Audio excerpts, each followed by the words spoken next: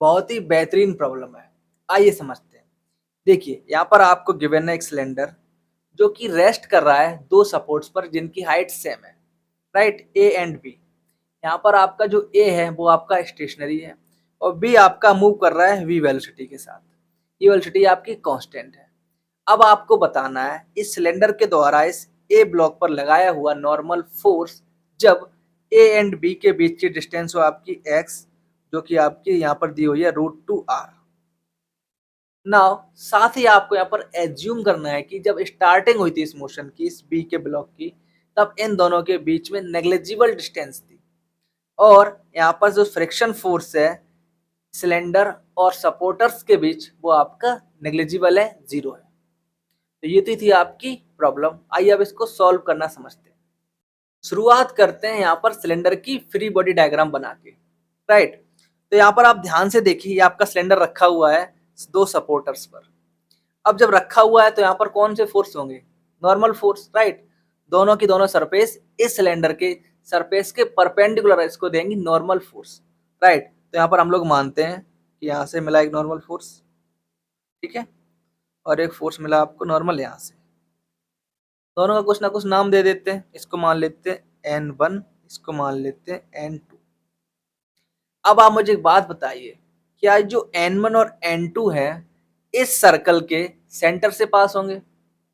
Answer है yes. यदि आप रिकॉल कर पाए तो जब भी आपके पास एक कोई सर्कल होगा, ठीक है, इसके किसी भी पॉइंट से आप नॉर्मल ड्रॉ करते हैं तो सारे के सारे नॉर्मल्स इस सर्कल के सेंटर से पास होते हैं। क्लियर थी सी बात? तो यहाँ पर N1 और N2 जहाँ पे क्रॉस कर रहे हैं वो पॉइंट हो जाएगा आपका O, यानी कि centre of the circle. Clear है? अब हम लोग एक काम और करते हैं, ये जो इनके सपोर्टर्स थे जहाँ पर ये इनको टच कर रहे हैं, इनको पॉइंट्स को नाम दे देते हैं। इसको मान लेते हैं y, इसको मान लेते हैं x, राइट। अब हम लोग यहाँ पर x और y को कर रहे हैं कनेक्ट। क्लियर थी सी बात? यहाँ पे आप ध्यान दें तो OX और OY इक्वल है, रेडियस के बराबर है। तो यहाँ पर जो एंगल बनेंगे आपको देखो यहाँ पर दिख रहे होंगे, ये वाला एंगल थीटा, ये वाला एंगल भी क्या हो जाएगा? थीटा, क्योंकि दोनों साइड्स बराबर है। क्लियर थी सी बात? अच्छा, अब आप ध्यान दीजिए जो XY लाइन है वो यहाँ पर हॉरिजॉन्टल साथ पैरेलल में है। एक बात, अब अगर मैं इस पॉइंट O से XY के ऊपर परपेंडिकुलर ड्रॉ करूं, राइट, कुछ ऐसे दिखेगा आपको, और इसे मैं एक्सटेंड कर दूं नीचे तक, तो आप ध्यान से देखो ये जो परपेंडिकुलर है एक्स वाई को दो इक्वल पार्ट्स में डिवाइड कर देगा। कौन कौन से हो जाएंगे आपके? एक हो जाएगा आपका इधर XY2, दूसरा हो जाएगा आपका XY2। ना अब ये इक्वल पार्ट्स में कैसे हुए? तो ध्यान दीजिए, हमने यहाँ पे डाला है परपेंडिकुलर बाइसेक्टर, राइट। तो देखिए यहाँ पर यदि आप थोड़ा सा सिमिलरिटी और कॉन्ग्रुएंस के रूल्स यूज कर पाए तो आप देखोगे, देखो OX बराबर है OY के, एंगल थीटा बराबर है और ये परपेंडिकुलर कॉमन है। तो इससे आपको साफ साफ पता चलेगा कि XY दो इक्वल पार्ट्स में डिवाइड हो चुकी है। यहाँ तक क्लियर है? आई होप यहाँ तक आपको समझ में आया होगा। अब हम लोग यहाँ पर थोड़ा सा वर्टिकल और हॉरिजॉन्टल डायरेक्शन में इसका मोशन देखते हैं, राइट। नाउ यदि आप यहाँ पर इसका हॉरिजॉन्टल डायरेक्शन में मोशन देखने की कोशिश करें, इस डायरेक्शन में हॉरिजॉन्टल में, ठीक है, तो देखो आपको यहाँ पर क्या मिलेगा। यहाँ पर आप ध्यान दीजिए कि ये जो ब्लॉक बी है स्टार्टिंग में था बिल्कुल ए के साथ ऐसा, थोड़ी देर में एक्स डिस्टेंस पे आया और उतने ही टाइम में यहाँ पर जो ओ पॉइंट है XY2 डिस्टेंस ट्रेवल किया है हॉरिजॉन्टल डायरेक्शन में, राइट। यानी कि यहाँ पर देखो यदि आप ध्यान दे पाओ तो rate of change of x क्या है? ये है आपका v, राइट। इसी प्रकार से इस सेंटर के लिए हॉरिजॉन्टल डायरेक्शन में कितनी डिस्टेंस चेंज हुई है? XY2, तो इसकी स्पीड क्या हो जाएगी? By2। क्लियर है? अच्छा, ये जो b है कांस्टेंट है तो By2 भी क्या हो जाएगा? कांस्टेंट। इसका मतलब इस सर्कल के सेंटर का हॉरिजॉन्टल डायरेक्शन में कोई भी एक्सेलरेशन नहीं है।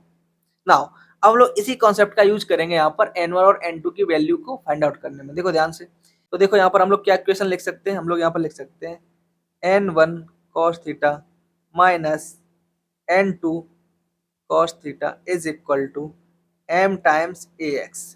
AX क्या है? यहाँ पर AX है इस सिलेंडर का हॉरिजॉन्टल डायरेक्शन में एक्सेलरेशन का कंपोनेंट, राइट। अब देखो यहाँ पर देखो By2 कांस्टेंट है, इसका डिफरेंशिएट करोगे तो क्या आएगा? 0, यानी कि AX की वैल्यू क्या हो गई? 0।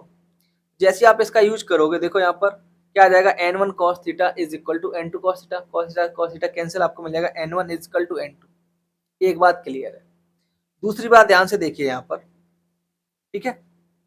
अब इनका देखो वर्टिकल डायरेक्शन में भी कुछ मोशन हो रहा है, तो आप यहाँ पर बहुत ही आसानी से लिख सकते हो क्या, यदि मान लीजिए आपका सिलेंडर है, ठीक है, तो यहाँ पर आपको मिल रहा है यहाँ पर 2n साइन थीटा, यहाँ पर इसका नीचे वेट यानी कि इसका m इंटू जी, राइट। अब इसका कुछ एसोसिएशन होगा नीचे, इसको मान लेते हैं ए वाई, ठीक है ना। इतनी सी बात क्लियर है।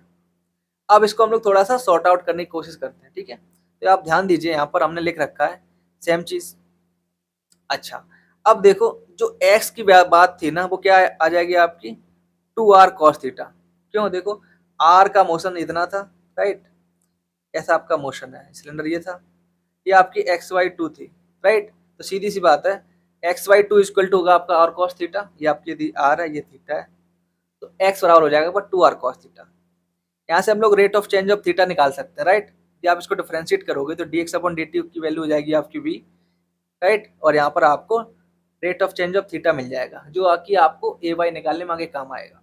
फिर तीसरी बात ना, तो जैसा कि हम लोग डिस्कस कर चुके हैं कि हम लोग वर्टिकल कंपोनेंट्स को नोट डाउन कर रहे हैं, तो यदि हम लोग यहाँ पर लिखे हैं मोशन वर्टिकल मोशन के लिए, राइट, देखो हम लोग यहाँ पर वेक्टर इक्वेशन यूज कर रहे हैं, जिसमें हम लोग पॉजिटिव ऊपर मान रहे हैं, नेगेटिव मान रहे हैं नीचे, जिसकी वजह से आपको यहाँ पर इक्वेशन मिलेगी, देखो 2n sine theta minus mg is equal to mass into by component of acceleration, right. अब लोग बाई कंपोनेंट के लिए पहले इसको कैलकुलेट करना पड़ेगा, तो पहले निकालते हैं velocity in the by direction, right. तो ध्यान से देखो, यहाँ पर जो सिलेंडर है आपका, ठीक है, इसकी आपकी r है, इधर x का डायरेक्शन है, ये डायरेक्शन कितना हो जाएगा बाई का, राइट। तो हम लोग rate of change of by निकाल सकते हैं, तो बाई क्या आ जाएगी आपकी यहाँ पर, यदि इतना हमने यहाँ से बाई माना है इसको, r साइन थीटा, राइट।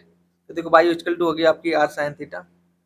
जैसे आप इसको डिफरेंशिएट करोगे तो d y upon d t, v y मिल जाएगी आपको, राइट। तो क्या मिलेगी, minus v y two cos theta, ठीक है। कैलकुलेशन आप चेक कर लीजिएगा।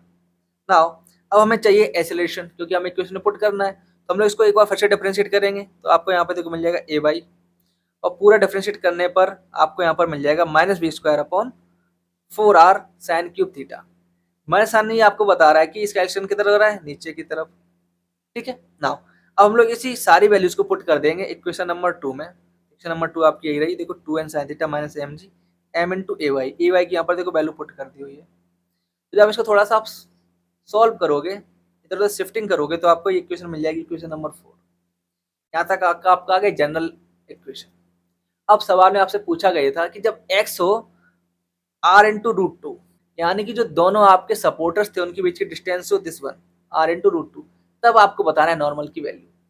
तो यदि आप यहाँ से कैलकुलेट करना चाहो तो आपको x/2 क्या मिल जाएगा, r अपॉन रूट टू, जिससे आप लोग बहुत ही आसानी से बाई की वैल्यू निकाल सकते हो, r अपॉन रूट टू आ जाएगी, राइट। पाइथागोरस थ्योरम यूज कर सकते हो। ये रहा आपका थीटा, तो यहाँ पर देखिए थीटा क्या आएगा, दोनों साइड्स बराबर है, तो थीटा आपका आ जाएगा 45 डिग्री, राइट। यदि आप यहाँ पे चाहो तो रेशियो निकाल सकते हो, ठीक है। नाउ यानी कि आपको थीटा मिलेगा 45। अब आपको यहाँ पर इस सारी वैल्यूज को इक्वेशन नंबर 4 में पुट करना है, ठीक है। जैसे आप यहाँ पर इन सारी वैल्यूज को पुट करोगे तो आपको यहाँ पर नॉर्मल की वैल्यू मिल जाएगी, ये हो जाएगी आपका फाइनल आंसर। आई होप इस वीडियो से आपने बहुत कुछ सीखा होगा, तो प्लीज़ वीडियो को लाइक कीजिए, चैनल को सब्सक्राइब कीजिए और दोस्तों के साथ शेयर करना बिल्कुल ना भूलें। Thank you and have a nice day.